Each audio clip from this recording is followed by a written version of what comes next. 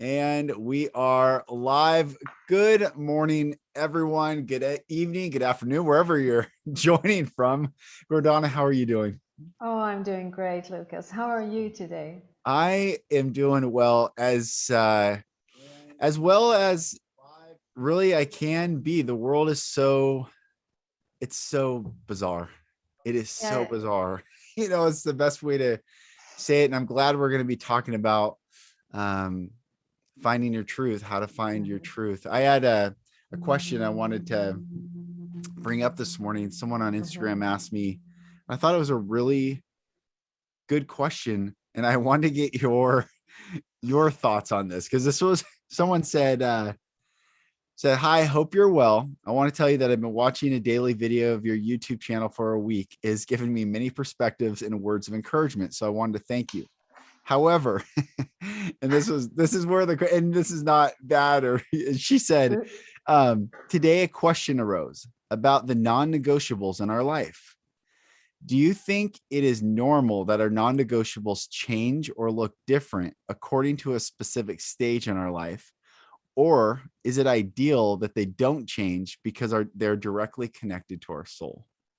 That's a great question. And let me show you what I have here. Look, I have the same question. I was going to put it out there because I I wanted to answer this question. It's such a good question. It's about the non-negotiable truths that Yes. we are negotiating away. I love it. It's such a synchronicity here that you That's saw so it great. because I felt like, okay, so we need to address this question. It's Yes. such a beautiful question. Every time I take a new client, I give them an assignment, and the assignment is that I want them to ponder upon their non-negotiable truths. And Mm, most people never even think about that. What does that mean, non-negotiable truth? Well, a non-negotiable truth is something that you do not negotiate away. You will never, ever negotiate away that part of yourself. right. And this beautiful soul asking us this beautiful question is actually asking if the non-negotiable truths change with time or if Mm, they're the same all the time. And I've actually been thinking about this, and I think that they do not change. What changes is our way of describing our non-negotiable truths. mm. Because the more in detail we go, and let's say that someone says, oh, I love this house, it's non-negotiable, I will never move away from this house. Yes. Right. That is not a non-negotiable truth. Right. Right. Because you have to boil it down to something that is so sacred to you that nothing can take it away from you. And Mm, when I do this exercise with myself, I find three things that are non-negotiable in my reality. And they're all interconnected, of course. One is freedom, mm, two is time, and three is love. mm, And not always in that order. But for me, for instance, anything that makes me feel like I am giving away time, mm, spending time in a way that is not congruent with who I am, I will say no to this. And I'll give you an example. When my son was, I think he was around 3, I got a really great offer for a job, which would mm. change my financial status very much. And I went home and I thought about this, and then 2 hours later, I didn't need more than that. I called the guy back and I said, no, thank you. I am honored, but no, thank you. I cannot do that. And he asks me why. And I say, I have a 3-year-old at home, and negotiating away my time with him, the time where he is growing, where I can watch him grow, would be it would feel like a sin to me. It would feel like something really wrong in my own frequency. So that's why I cannot take it. I need this time because that time I can never get it back. I can always fix my career, but I Yes. can never get that time back. So that is a non-negotiable truth for me, that time spent with my son or anyone else that I love will always be prioritized than anything else. Of Mm. course, all my friends thought you are crazy, you can't do this, you're making it so hard for yourself career-wise. I am not, because look at me today. I Yeah. have a great career, and Yeah. and I have I have not negotiated away time with my son or with my family. The Mm, same thing goes with freedom. When I was studying to become an art critic, I thought that I was going to, yeah, to be a doctor in this. I wanted to take a PhD in this. And while I was there, I felt like I couldn't speak my truth because there are rules, you have to follow them, or you can't continue on that path. And to mm, me, that felt like putting myself in a box, which means that I'm not free. So, being a free spirit, doing my own thing, that's a non negotiable truth for me. It's painful sometimes because being a free spirit doesn't always bring you the money and all the things that you want in your life, but still, I cannot negotiate it away. mm, And love, well, it says itself. I mean, I will never ever negotiate away my ability to find love and beauty everywhere, even if everyone around me says, you know what, this is a horrible place and there is only darkness, I will find the brightest side of it. That is for me to find love because it is always there. A non negotiable truth for me is that love is all that is. And if I can't see it, then I am blinding myself because it is there. That's a non negotiable truth. always. So for me, it stays the same. It's a question of how we dress it, and that changes. The Mm, older we get, the more we distill it, the more we're able to say that, okay, there are 2 or 3 things that I will not negotiate away. The mm, younger we are, there are more than 2 or 3 things. yeah. When we distill it into its core, it's always 2 or 3 things. Mm. I gave you that assignment too. That's beautiful. That's so beautiful. It's Do you interesting. remember? Yeah, Yeah, I do remember. Yes. yeah, I have the notes of it somewhere. I know I just yeah, have to but find that journal. That's so interesting. yeah, I but remember writing all that. yeah, and I remember that we had very, very similar Yes. things. You were Yes. talking about freedom. Freedom is a big thing for you. It Yes. cannot, freedom is, I think, number one. Yeah. And then you have love. I don't remember you talking so much about time, but freedom and love, those two were your They're non-negotiable truths. This is why you and I are doing this today. yes. Yes, they're everything. It's so beautiful. So funny that you got the same question because I asked her or I responded to that question specifically and I said, Mhm. regarding non-negotiables, I think we have non-negotiables from our soul and Yes, then programmed ones from our environment that reside in our yes, ego. yes, And I said the difference between the two is knowing if one broke, would you be able to recognize yourself any longer? Or would you simply be letting go of ego programming? So what I mean by yes. that is I used to swear like a sailor. And that before I attempted to take my life at the age of 20. Mm, And then after that night, something happened so drastically in me that I stopped everything. I mm, stopped swearing. I stopped drinking. I stopped partying. I mean, I stopped and it didn't mm. come out of my mouth. But it was because I was trying to be right or find the right. It was more in performance than it was Yes, truly in myself. yes, And I've let go of that because it's not a soul non-negotiable. It was an ego program. What's the right thing to do? But there are certain non-negotiables that reside in my soul. For instance, freedom, mm, love, and truth that makes us free, not yes. truth as submitting to doctrine or a Mhm. path or any of these things that, and we've talked about this so many times. How do we know if something's true? If we can breathe more deeply. Yes, What is breathing more deeply? Freedom. If it constrains, constrict, it's not true and we're not free. And so yes. those are emphatically non negotiable Mm, for me. And I think once I realized what was a soul non-negotiable versus the ego yes. programming, that was a huge realization. And I felt, again, I felt like I could breathe, like, oh, I can swear and I'm still loved unconditionally without judgment. I can make a mistake Mm, and learn from what I did and still be loved unconditionally. Maybe not from the conditional programming of the ego mm, world and the family structure I came from, but certainly from love itself, from Mm. from in my perspective, God, which is love. And so, yeah, Mm. that was a huge Yeah. learning for me. Yes, it's such a beautiful way of putting it, because it is about the soul and the ego. That's why I'm saying that if you distill it, meaning move away or reduce the ego noise and sit in the silence, you will know what is your non-negotiable truths. And to Mm, tell you the truth, 99% of my clients all get to the same space. They say freedom, they say love, they mm, say time.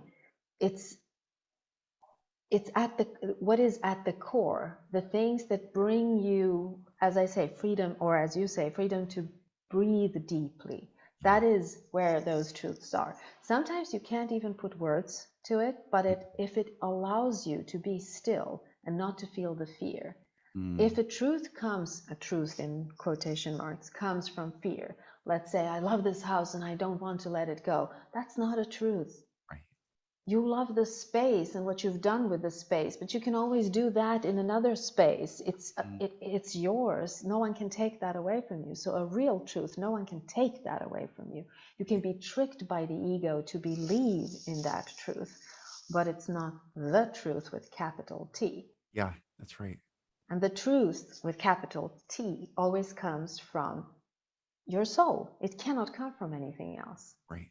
So I actually started writing down thoughts about this question, but then I thought, oh no, let's talk about it on the show, because it's So so much great. easier.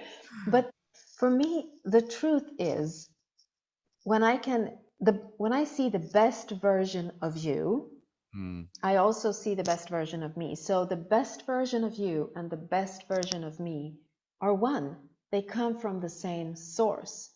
If I do not see that, then I believe in the ego that is creating the separations. And even if it feels true in that moment, that isn't the truth with capital T. right. Right. It is only a question of where the perception comes from. Does it come from your soul or your ego? And you always know what is right to do if you tune into your soul. You Mm, know, when you have two things and you say, oh, what should I choose? This is better for that. This is better for this. And then you just sit there and don't know what to choose. If you breathe in, you will know exactly what feels right. The mm, ego will always try to hijack you back and say, but what if, what if, what if? And you say, so what, so what, so what? And you go with your heart. yes. Yes. That's how you follow this inner truth. But I mean, it's a question of letting go. And what is it that we are letting go? Well, the ego. Yes. All the layers that the ego creates, that is what we are letting go. We are so afraid to do this because ego scares us into Yep. keeping them like truths, and they're Yes. never the truth. If we know the non-negotiable truths, if we know them, then we also can sense what comes from ego and what comes from soul. Yes. So yeah. There's a big philosophical, or I don't know if it's a debate. I wish it was more in the forefront, but public health versus freedom. And ego wants us to stay safe because it's based in fear. And it doesn't matter how much we try to keep people safe. The fact that there is a need for safety means there is a satiating desire to quelch the fear. Mm, So it's based in fear. Therefore, it's not based in truth, because fear is never true.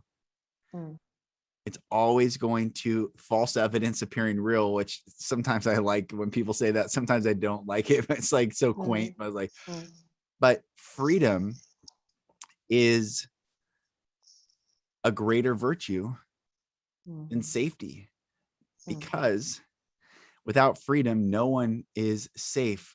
Because when we only think in these echo chambers, these information echo chambers of like, well, if we just all got along, there are people that will never, ever allow themselves to be conquered. And that I appreciate. I actually love it. I honor it. That is a beautiful virtue within humanity. Mm. And to not acknowledge the full spectrum of all of our ways of being is to really make the person who's trying to get us all huddled unsafe. Because how did Rome fall? It fell because the barbarians came and said, we're not being let out any longer. You're not going to keep us. We're coming. And the people that were all thinking in this information echo chamber weren't prepared for that level of humanity. And why I think this is important by talking about truth and soul truth, because the non-negotiable, I think our souls, in Hebrew, the word for soul is neshama, which means breath. We can't contain a breath. The breath is free. Our soul is free. So I think when you say your clients, they have all reduced down to love and freedom, Yes. I think that's a human. That's where, but in ego, it's fear. It's come on, just come into this. And there's something in me. I will, even if it's the greatest thing. I had a podcast with a person the other day. Even if it's the greatest thing in the world, just because you want me to do it, I'm not going to do it. Just because there's something in me that just says no. And that's my truth. I'm not pushing that on anyone else, but it stands in contrast to another narrative, I guess. I don't know where I'm going with this. No, but you're talking about being restricted versus being able to breathe fully and live fully without apologizing for what it is that you're here to explore. Right. I usually say our love for life must be greater than our fear of death. It's as soon as we jump into that truth, that there is so much danger that we need protection all the time, we have lost one non-negotiable truth, and that is freedom. What happens when we lose or nudge or steal from a non-negotiable truth is that it gives us pain. It can be soul pain, emotional pain, psychological pain, physical pain. Pain is the red thread. Yes. That is what we get. And if we look around and we see so many people in emotional pain, well, there must be some non-negotiable truth that they are breaking. Otherwise, they wouldn't have this pain within them. So knowing what my non-negotiable truths are, it doesn't mean that you can do exactly right every single time. Life would be boring if you wouldn't do that. You have to test yourself. You have to see, okay, so is this real freedom, or maybe I'm looking for something else? But the freedom to look is freedom in itself. It's not, I won't make any mistakes. That's another box, that's another restriction, that's another fear that can never be true. Everything that pulls you into some kind of restriction or some kind of feeling of fear is not the truth. Right. That's right. So it's really easy to know. It's a little bit tougher to exercise in this world as it is now. Yeah. And it's also a question of belief systems. Every single belief system thinks that it is the truth. And it's not. It's just a belief system. You can change it anytime you want. A non-negotiable truth cannot be changed. Freedom, how do you change that? It's you're either free or not. Right. That's right. It's like being a little pregnant. Be that. That's right. Which, yeah, we know that's not the case. That's right. Yes. That's a really good point. You're either free or not. There is no, and if I look at it from a very, very high perspective, the only free beings are children, because they don't understand how this world works, and they still daydream about something that is high and beautiful, and they can stay vulnerable in it. Yes. This is why we love it. When we look at children, they remind us of what freedom is. So it's not hard to find your truth. It's tougher to live it here. Yeah, it is. I like I said, when I attempted to take my life when I was 20, and I started living so tightly. Like I mean, I stopped everything. I was trying to be I would say, like, I wanted this body to be like an ethereal clothing to like holiness. I was striving. I was reading all these books and spiritual books and praying 2 hours a day. I was fasting for 24 hours, just water for 5 years. I was just going so hard. Well, early on in this new path I embarked on, I got subpoenaed to testify in court. And I reading this and I couldn't remember. It was a really bizarre experience because I was like, what was this for? And it said I was a witness in this crime. And then all these memories started flooding back to me. And what happened was, when I was 19, a buddy was driving my car. We were not drinking. He was just showing me where he used to live, and we were having a good time, and we're young kids and we're just having fun. And a guy hit my car and rear-ended us and then drove away. And when we started following the car, trying to get him to pull over, I called 911, and he said, tell him you're driving. Tell him you're driving. And I'm like, they're like, who's driving the vehicle? And I'm like, I'm driving right now on whatever road we were on. So when the police finally came and they took our police statements, I wrote I was driving the car.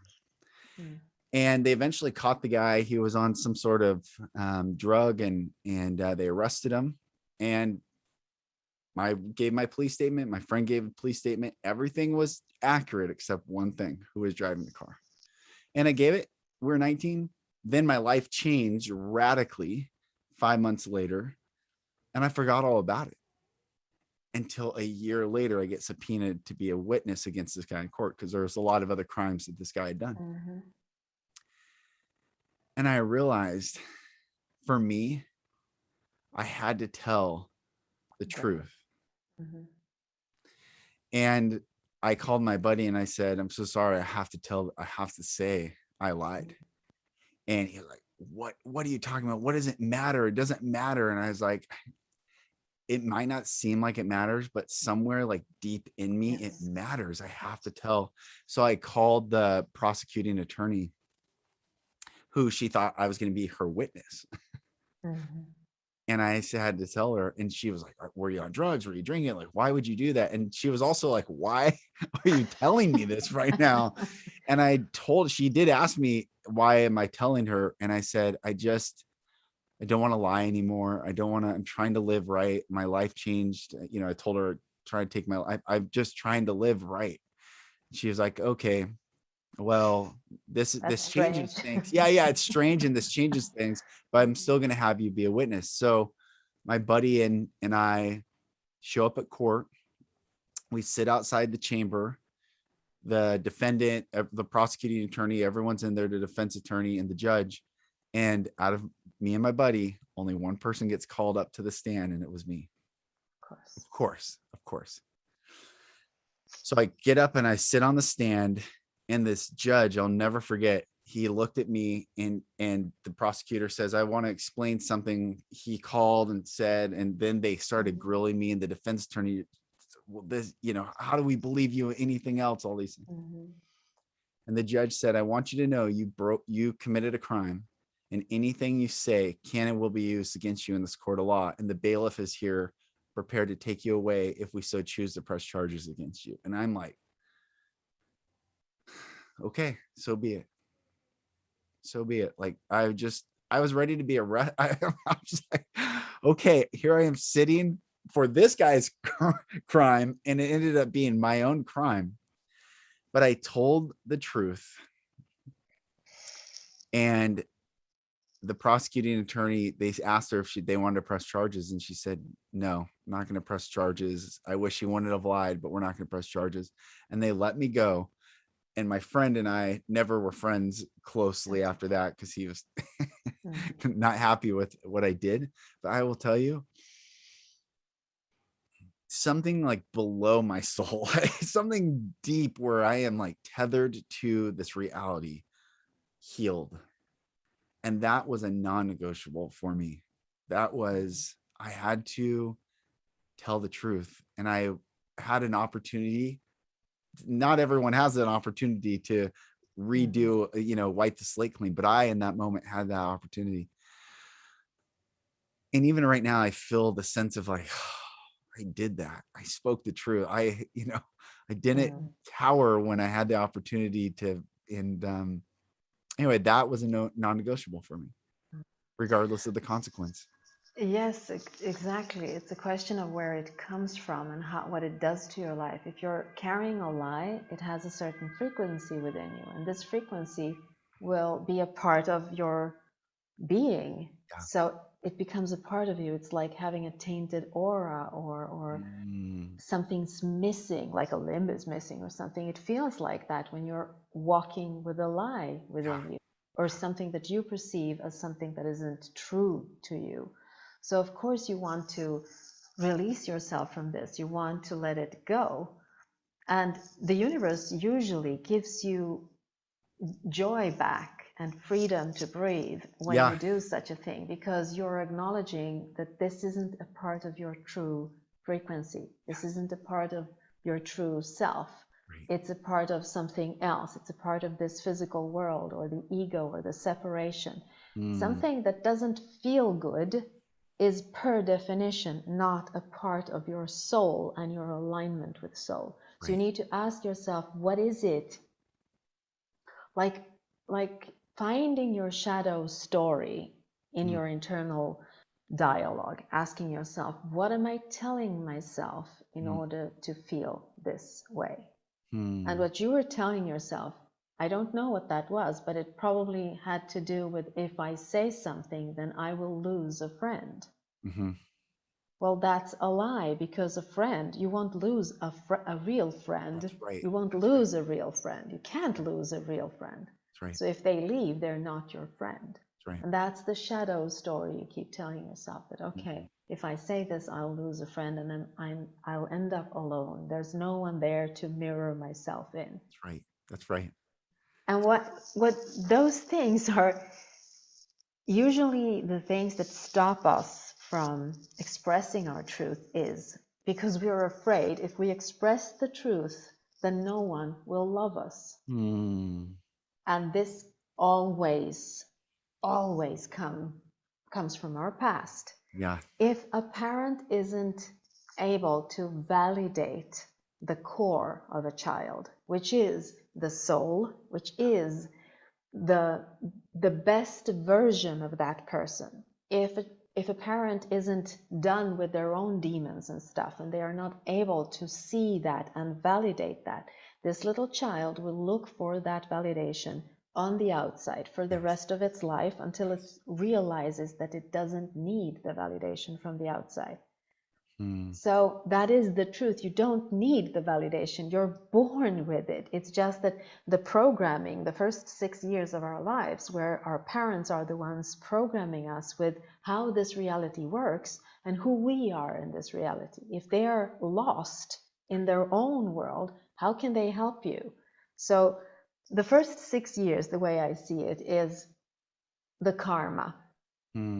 Because they help us create space for the karma to be here. So they, of course, unknowingly, it's not a question of them knowing, but they fulfill a role in our life which is programming us in a certain way. And if we if we quickly see the program, let's say when we're in our teens and something, and we release ourselves from it, then we release karma. We let go of ego stuff, and we know who we truly are, because who we truly are is always at the center. It is the observer of this world, and everything else, as we always say, is something that is put upon us, that we allow to become a part of us. But it can look like a truth, but it's not a truth if it doesn't come from within, and if it's not from love. To me, I call this my love filter. I do not allow anything out of me unless it's past my love filter. And sometimes it's really hard to put the love filter up. I fail, and we all do, but when I do it, it always gives me truth back. Mm, And what is that? Well, that is freedom and love. that's right. Yes. Always. It's a bulletproof thing. You think, because hearing that, what I did and what you're talking about, because we all make mistakes. This is not Mm-hmm. about being perfect. This is about awareness of our own self, and are we walking in soul alignment, or are we out of alignment? But it takes courage to realign. But it also Yes. takes and I find that this courage to do so, first of all, we don't hear about it. No, I mean, besides this conversation, and even in the self-help world and the spiritual community, I don't hear about courage too often to break away or step through or find yourself apart from, doesn't matter if your family. We were with someone last night, their whole family's turned against them, because they're not falling in line, Mm. and they have had to have the courage to come into themselves and say, this is me. I'm no longer part of a group. I'm not part of the Borg in Star Trek, the black cube that just brought in more and people became faceless, nameless, all the same. Yes. It Mm-hmm. takes courage. And why, I guess I'm almost asking, like, why is no one, where are the courageous souls to step into their truth? And I know they're everywhere, but it Mm. also sometimes feels like, where is Well, the courage? the courage, I mean, that kind of courage that you're talking about, you don't see it. It's an internal thing, and it's very Mm. private. And because of that, it is very honest, because it's not done Hmm. in order for others to validate your courage. It is done because you feel that it is the right way to live. And this courage, it comes in every now moment. You have to choose that. You have to choose ownership of yourself. And that's a scary place to be, because we live in a society where it is promoted to stay in a childlike state. And that's beautiful if it would have been, being vulnerable. This is more like a needy child, a child that Mm. doesn't know that it has any power. Right. So, of course, it takes courage to stand there and say, I own myself, including everything that is in it. We are taught to excuse ourselves and say that, oh, I'm so sorry for this and I'm so sorry for that. We are taught not to own the mistakes that we made and learn from them. We're just taught to stay in the mistakes and stay in some kind of guilty place. Mm. And the courage is to say, I see all of this and I take ownership of it. When you start taking ownership of it, you become a wisdom keeper. This is why I love to call myself a wisdom keeper, Yes. Yes. because this means that everything that I have experienced in my life, there is no shame or guilt in any of it. Mm. It is instead something that I look at and use as fuel to go forth in my life. I look at it and I say, I see this, I know this is what I've learned, this is how I will do in the future. And I use it as a force to bring me forward or to grow in my consciousness, because I don't think it's forward and backward, I think it's growth. Yes. To grow in my consciousness. But I can only do that if I live my truth, Yes. looking at everything through a lens of love, or my love filter, as I say. This means including myself in it. So Mm. when I take ownership of everything, if I do not include myself in this love filter, I end up feeling guilty for everything. Mm. But if I look at it through my love filter and say, I see everything that is there, and yet here I am, a loving human being, I can own it. That's where the courage is, to Yes. own things. We're not encouraged to own ourselves in this That's society. so good. Yeah, You hear the that's word. so good. I love these word plays. I love this. That Yeah. is so, the lack of encouragement from the Yes. narrative in society is keeping Yes. people from not Yes. becoming a Yes. free soul, liberated soul, a sovereign being, the hero of their own story.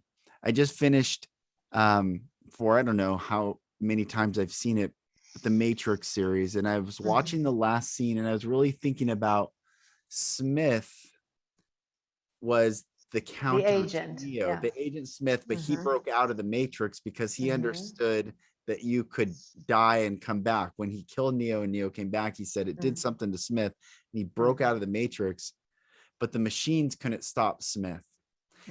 And Smith wanted to take over everything. And Smith was the counterpart to Neo.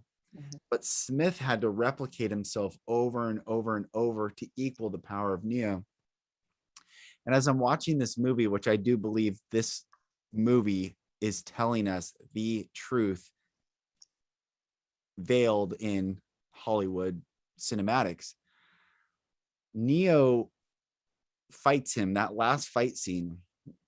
And I'm thinking, what are they actually telling us in this movie? That the more he let go of believing the Matrix and the physics of the Matrix, the more he just surrendered and realized whatever he wanted was the reality. He didn't have to be limited to the Matrix programming. If he just surrendered, I felt this like, then everything that's outside him that he's perceiving, he can create himself. He can fly, he can blow things away with his hands. But it wasn't until he allowed Smith at the very end to put his hand into him and he surrendered the final fear of what if I can't win? And he turns into Agent Smith, and Smith like, is it over? And all he goes is, and he looks like Smith, but he just nods, it's over. And then from the inside out, he destroys Smith from the inside out. And I find this relevant to what we're talking about: courage, soul, non-negotiable. It was to like to the very point of death, surrender and not be afraid and have the courage to say, I know truth apart from the physics of this, even the quantum realm of this. I am all that is, and I cannot be destroyed. It was almost like his soul was what destroyed Smith and brought peace, not the ego, not the, well, if this does this and he moves here and I fight him and none of that mattered. Strategizing. Exactly. Yes. None of that mattered. It was surrendering to truth. And from that place, he destroyed it all. And I find that took so much courage. That's courageous. It is courageous because it's a matter of life and death. It's existential to understand how this reality is created. And when you said inside out, I remember one of the most important things when my mother-in-law passed away, and I kind of tapped into a communication with her. And the last thing that I communicated with her, and I didn't know that I was communicating with her, but this came to me in a dream. It started off like a dream. It was the night she passed away. And I was falling asleep and I heard her voice saying, "It's inside out." And I was thinking, what is inside out? So I went back to sleep. And again, I was awakened with the words inside out. And then she said, "Tell Gregor." That's my husband. And I was thinking, oh my God, I need to wake him up. I didn't want to. So this happened to me 6 times, she said. 6 times she woke me up, and 6 times she said, "It's inside out." So I woke Gregor up and I said, "I have to give you a message or I won't be able to sleep. It's inside out." And then I went to sleep. Lucas, it took me 2 years to grasp what that was. I was thinking that maybe she was trying to send me a message of how she passed away, that she had a hemorrhage in her brain and that it was something from the inside out.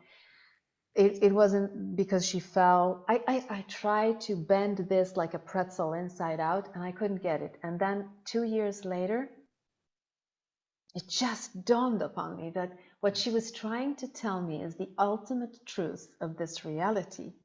We are creating this reality inside out. We are creating it with our frequency, which is matched by the intelligent formless field into something that literally matches this frequency. So it means that the power is inside, and everything on the outside is an extension of that power, or the blockage of that power. Yes. I was like, how did I not get this? Why did it take me 2 years to get this? It is from the inside out. It is created from the inside out.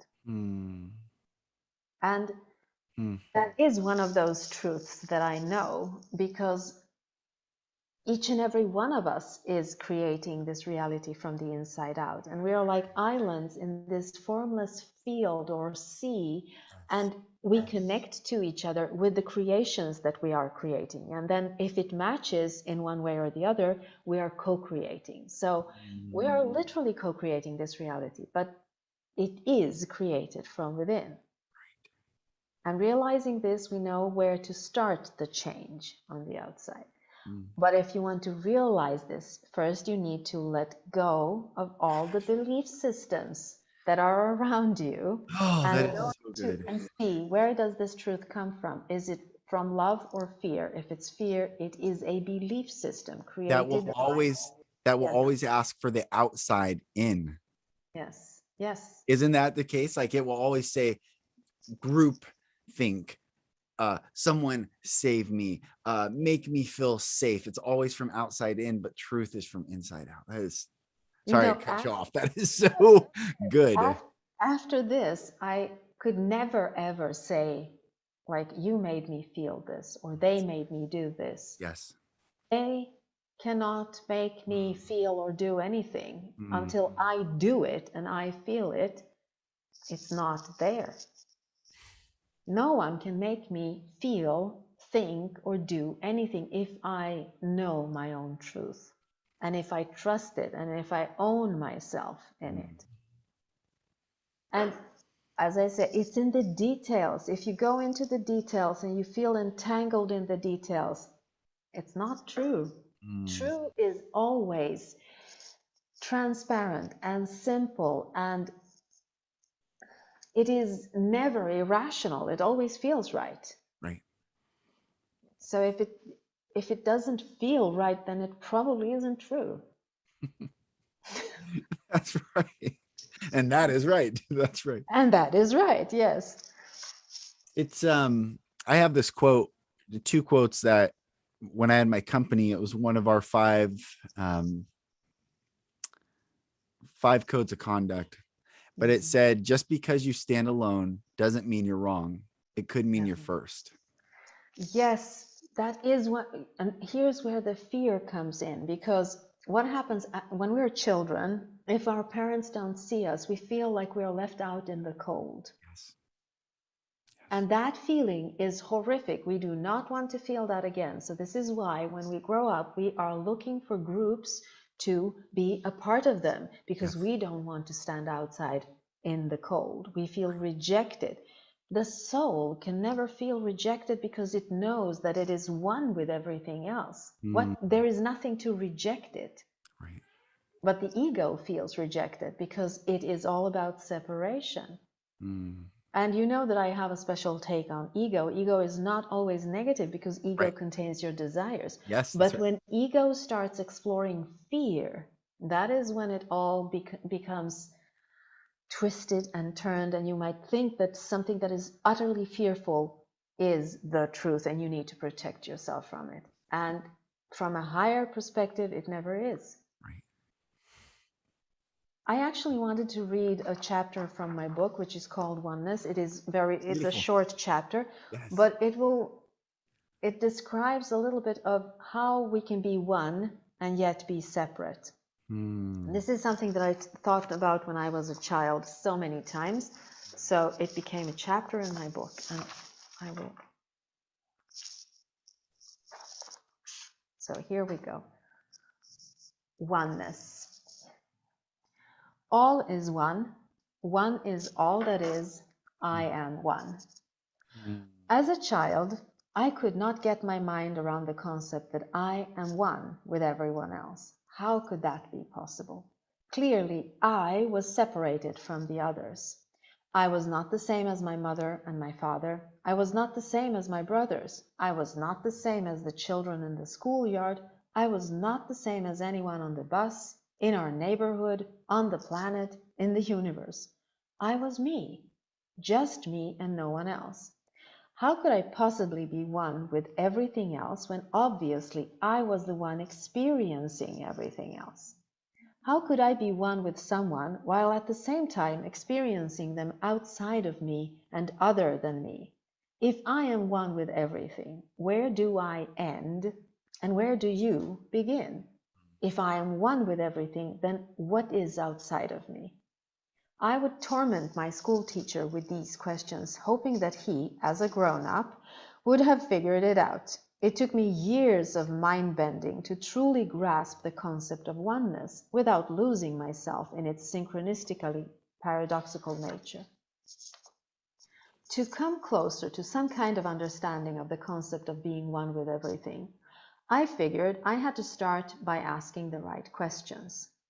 How would you know who you are or what you are if you were the only one in existence? Mm. There would be nothing with which you to compare yourself. There would be nothing to interact with, to experience, to be passionate about, to love, to explore.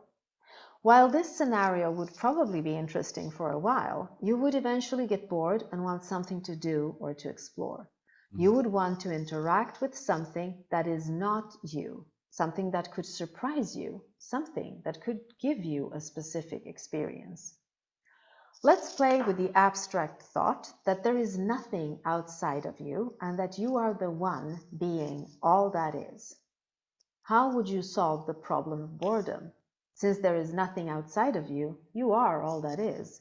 There is no option other than to divide yourself into smaller parts of yourself, erase the knowledge of your true self in those smaller parts, and just for the creative fun of it, give the part roles to play. You would then set up a scenario in which the smaller parts would interact with each other and report back to you on their sorrows and joys, fears and love, worries and happy experiences. Every time a part got tired of the role it played, you would give it a different, more interesting scenario to act out. Since you know, trust and love every part of yourself, you would allow everything to be explored. Nothing would be excluded. Every experience would be unconditionally accepted in eternity for the joy of being. Mm. You are the one being. You are the one perceiving. You are the one experiencing. You are the one. Without you, there is no one. Oh, and one more thing. If the universe is infinite, stretching out in all directions, isn't it safe to assume that no matter where you are always at the center of it? And so am I, and so is everything else. Oneness, a funny paradox, isn't it? I feel like this thing described to me how I can be separate in my ego and one with everyone else, the soul. Because it would be boring if we all were the same. Yeah. That's why we have egos. That's why we have things that are untrue. That is why there is darkness. That is why there is shadows, because it makes life more exciting. It is when we start believing that that is the truth with capital T, Right. that life becomes painful and Mm. horrific.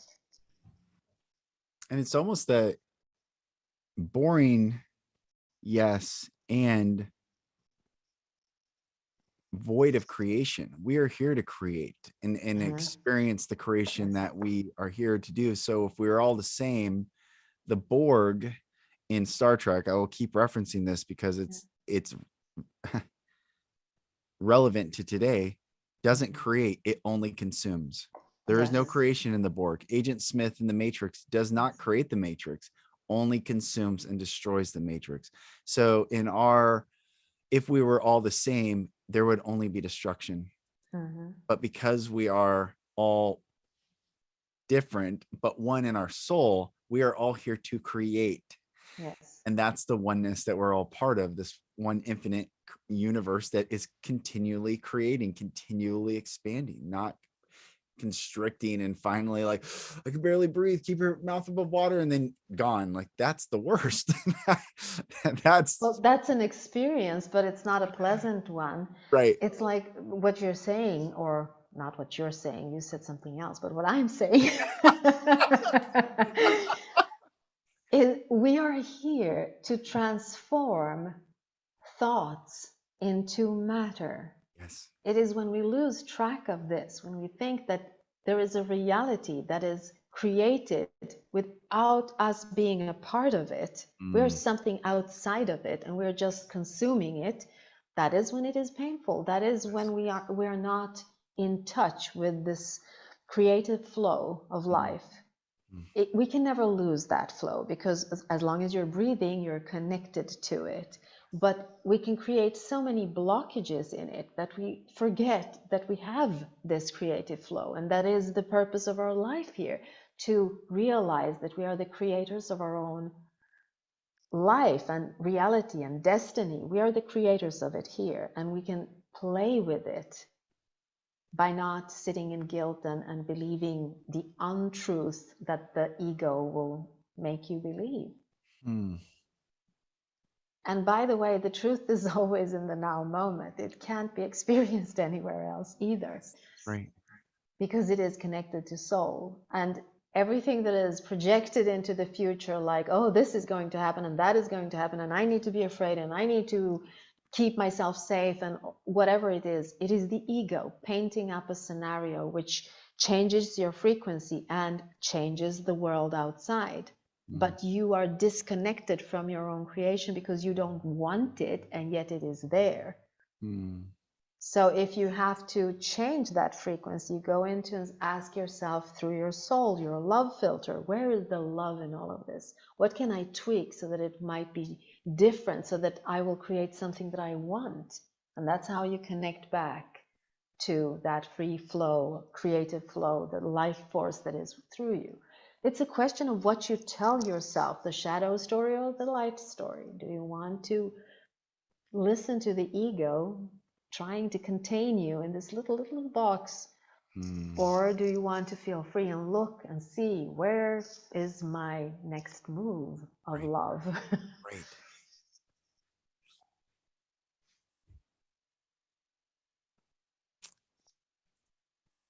This your truth, we call this finding your truth, is the path to your freedom, right? That is what we are here in love. You're saying love, and I'm like, unconditional love sets everyone free. Yes. Conditional love keeps everyone bound, which is not love. Because but go. Yeah. Unconditional love sets you free. Conditional love will keep you in prison.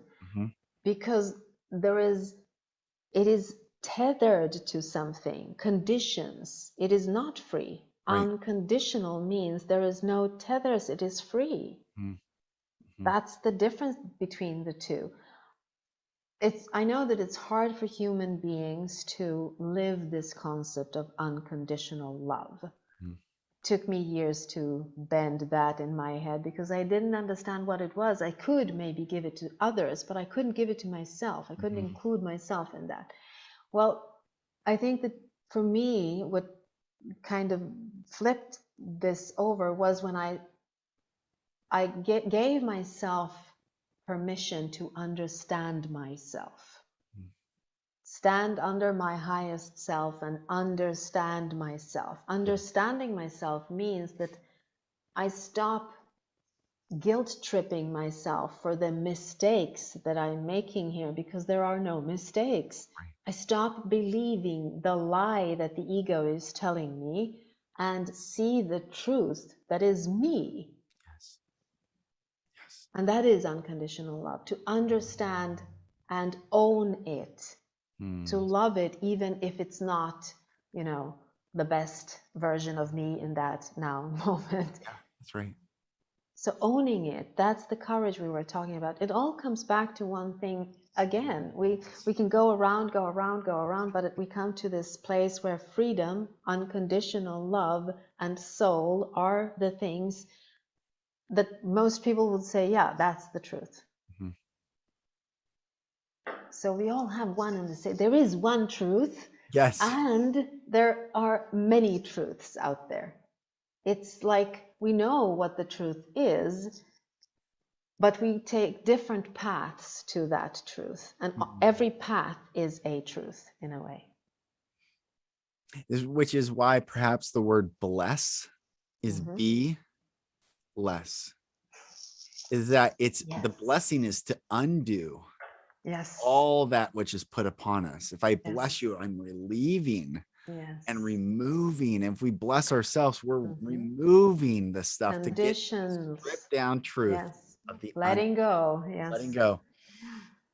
Yeah. True. That is the truth. Yes. The bless is to undo and release and be free. It's amazing. I love all this. Yes, because when we do this, what happens is we relax, we're not in fear, and when we're not in fear, we become curious because that is our normal state of being. Curious.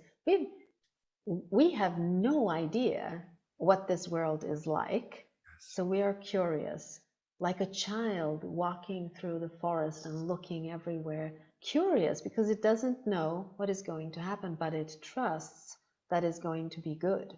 It doesn't project fear into the future because it wants to stay safe where it is. It actually moves forward and opens up and allows things to come because it trusts. So trust, that's where the courage is actually needs to be switched on, because if you don't trust, then you don't have courage to take that first step.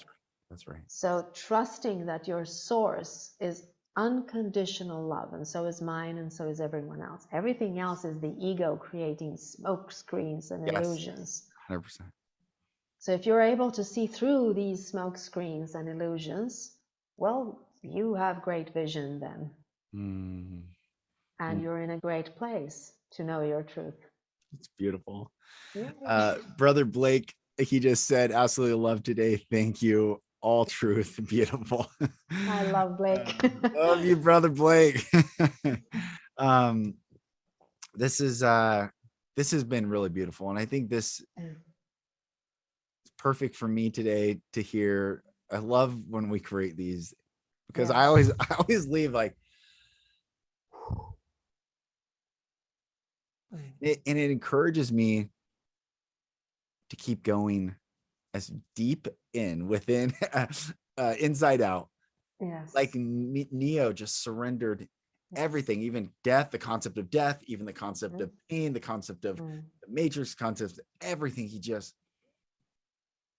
and from the inside out, brought balance. It's incredible. It's incredible. Yes. You know, I've realized that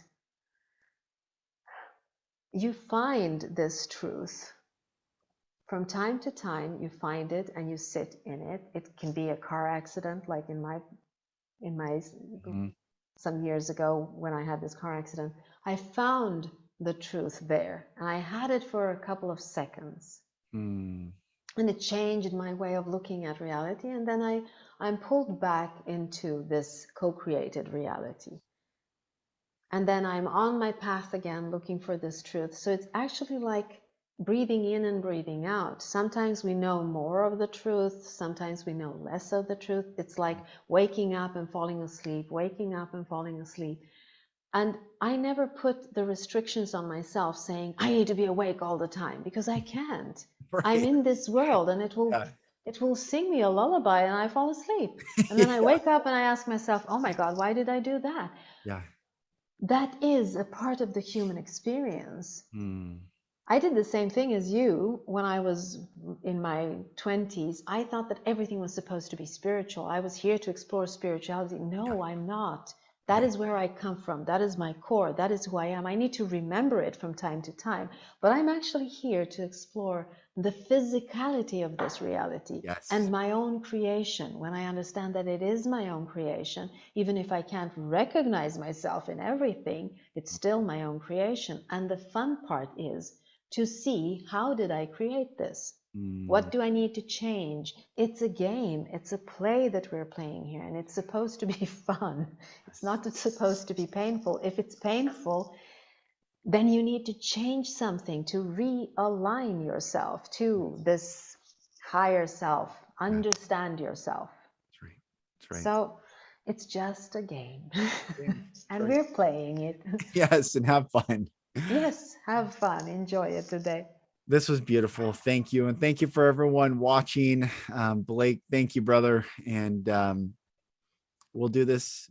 Actually, next weekend, we will not do this. So we'll take another break, but we'll be back in a couple weeks. And yes.